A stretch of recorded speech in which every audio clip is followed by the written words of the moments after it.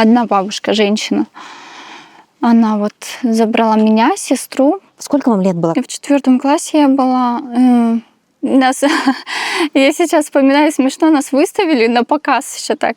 Позвали всех девочек, и вот эта вот женщина сидела и убирала нас.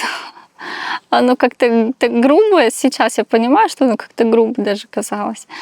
Но все равно каждый из нас хотел, чтобы нас забрали, потому что многих детей забирали, у них все хорошо, вот даже за границу тоже. Сколько вы пробыли у этой бабушки? Мы недолго пробыли.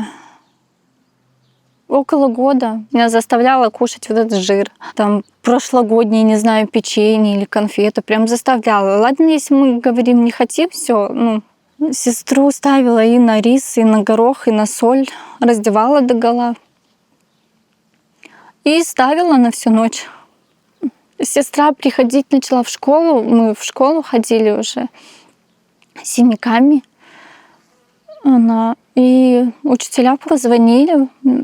Детский дом, наверное, потому что потом приехали забирать. Как это было, возвращение в детский дом?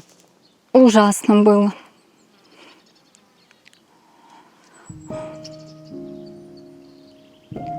Я-то думала, что будет хорошо уже, семья, все.